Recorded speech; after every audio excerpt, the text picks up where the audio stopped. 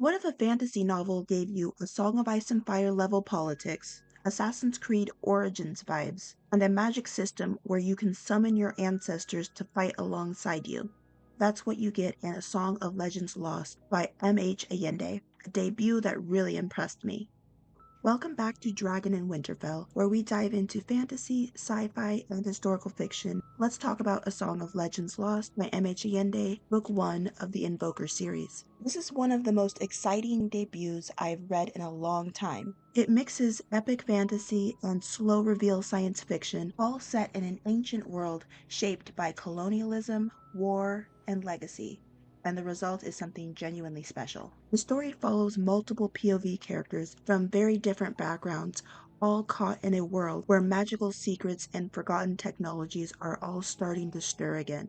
There's a centuries old war brewing in the background, and each character is navigating their own battles, personal, political, and magical. The format reminds me a lot of The Song of Ice and Fire, with multiple perspectives, morally gray characters, and no easy heroes. Every choice carries weight, and the characters often make mistakes that feel painfully human.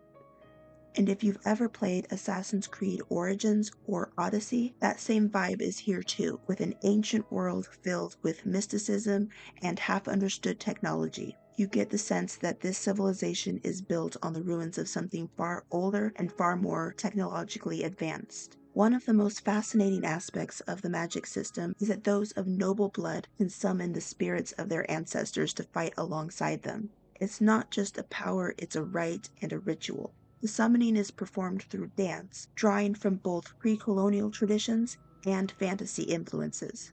Allende has said that she was inspired by Final Fantasy X, especially in the idea of summoning through movement and the connection to a lost civilization, Ayla Yuna. But here's the twist. One of the main characters, Temi, is a working class woman trying to keep her family business afloat. She accidentally invokes an ancestral spirit despite not being noble born. At the same time, Janayo, a noble who should be able to summon, fails to summon his ancestor repeatedly. That tension between heritage, expectation, and power begins a major thorough line. The ensemble cast includes characters from all walks of life, and they're all dealing with legacy, some trying to escape it, some trying to claim it, some trying to survive it. The slow unraveling of how the magic connects to the world's hidden sci-fi core is incredibly satisfying. One critique I have, though, is that it's too crowded.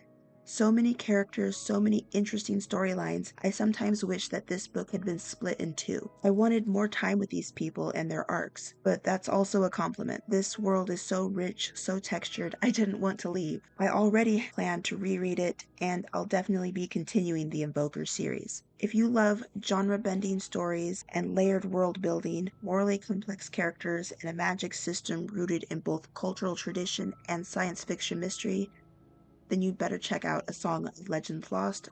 It's absolutely worth your time. So let me know down in the comments if you've read it or what genre-bending books you'd recommend. And if you want more fantasy reviews like this, go ahead and subscribe. Thanks for watching, and I'll see you in the next one.